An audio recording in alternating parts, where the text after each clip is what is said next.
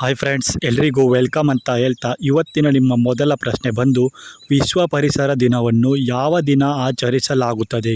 Option A June 5, option B April 14, option C June 21, option D ಜನವರಿ 26.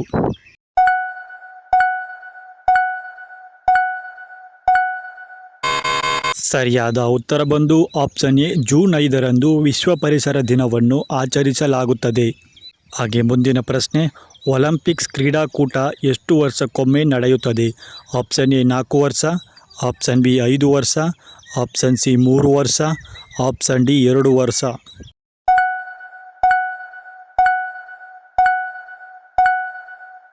ಸರಿಯಾದ ಉತ್ತರ ಬಂದು ಆಪ್ಷನ್ ಎ 4 ವರ್ಷಕ್ಕೊಮ್ಮೆ ಒಲಿಂಪಿಕ್ಸ್ ಕ್ರೀಡಾಕೂಟವು ನಡೆಯುತ್ತದೆ.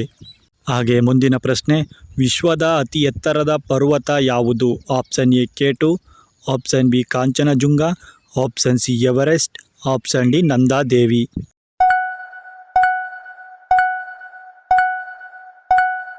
ಈ ಪ್ರಶ್ನೆಗೆ ಸರಿಯಾದ ಉತ್ತರ ಬಂದು ಆಪ್ಷನ್ ಸಿ ಎವರೆಸ್ಟ್. ಅಂದರೆ ಮೌಂಟ್ ಎವರೆಸ್ಟ್ ಪರ್ವತವು ಭಾರತದ ಅತಿ ಎತ್ತರದ ಪರ್ವತ ಶ್ರೇಣಿಯಾಗಿದೆ.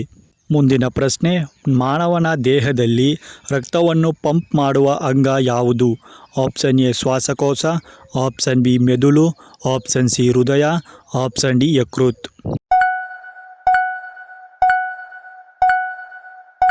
ಈ ಪ್ರಶ್ನೆಗೆ ಸರಿಯಾದ ಉತ್ತರ ಬಂದು ಆಪ್ಷನ್ ಸಿ ಹೃದಯವು ಮಾನವನ ದೇಹದಲ್ಲಿ ರಕ್ತವನ್ನು ಪಂಪ್ ಮಾಡುವ ಅಂಗವಾಗಿದೆ.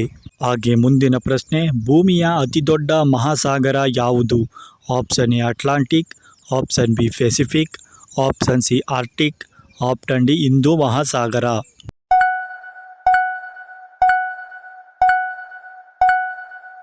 ಈ ಪ್ರಶ್ನೆಗೆ ಸರಿಯಾದ ಉತ್ತರ ಬಂದು ಆಪ್ಷನ್ ಬಿ ಪೆಸಿಫಿಕ್ ಮಹಾಸಾಗರವು ಅತಿ ದೊಡ್ಡ ಮಹಾಸಾಗರವಾಗಿದೆ. ಮುಂದಿನ ಪ್ರಶ್ನೆ, ಭಾರತದ ಸಂಸತ್ತು ಯಾವ ನಗರದಲ್ಲಿದೆ? Option A Mumbai, option B New Delhi, option C Bengaluru, option D Kolkata.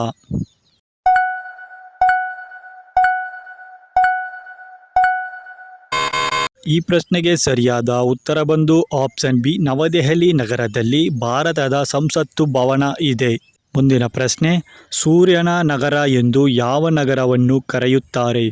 Option A Jodhpur, option B Udaipur, option C Bengaluru, option D Jaipur.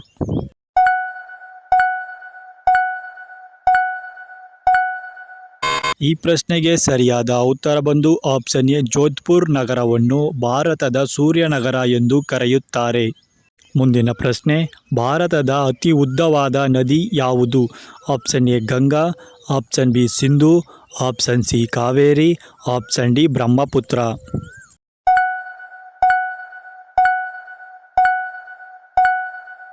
ಈ ಪ್ರಶ್ನೆಗೆ ಸರಿಯಾದ ಉತ್ತರ ಬಂದು ಭಾರತದಲ್ಲಿ ಗಂಗಾ ನದಿಯು ಅತಿ ಉದ್ದದ ನದಿಯಾಗಿದೆ.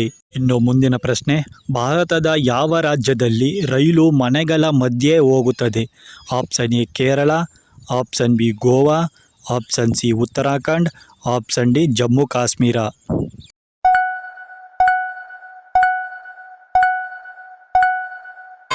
ಈ ಪ್ರಶ್ನೆಗೆ ಸರಿಯಾದ ಉತ್ತರ ಬಂದು ಆಪ್ಷನ್ ಎ ಕೇರಳ ರಾಜ್ಯದಲ್ಲಿ ರೈಲು ಮನೆಗಳ ಮಧ್ಯೆಯೇ ಚಲಿಸುತ್ತದೆ. ಇದು ಒಂದು ಕೇರಳವು ಪ್ರಕೃತಿಯ ವಿಸ್ಮಯವಾದ ನಗರವಾಗಿದೆ. ಇಷ್ಟೊತ್ತು ವಿಡಿಯೋ ನೋಡಿದ ಎಲ್ಲರಿಗೂ ಧನ್ಯವಾದಗಳು ಅಂತ ಹೇಳ್ತಾ, ನಮ್ಮ ವಿಡಿಯೋ ನಿಮಗೆ ಇಷ್ಟ ಆಗಿದರೆ ನಮ್ಮ ಚಾನಲ್ನ ಲೈಕ್ ಮಾಡಿ, ಶೇರ್ ಮಾಡಿ, ಹಾಗೆ ಸಬ್ಸ್ಕ್ರೈಬ್ ಮಾಡ್ಕೊಳ್ಳಿ ಅಂತ ಹೇಳ್ತಾ, ನಮ್ಮನ್ನು ನೀವು ಇನ್ಸ್ಟಾಗ್ರಾಮ್ ಮತ್ತು ಫೇಸ್ಬುಕ್ಕಲ್ಲೂ ಕೂಡ ಬೆಂಬಲಿಸ್ಬೋದು. ಎಲ್ಲರಿಗೂ ಧನ್ಯವಾದಗಳು.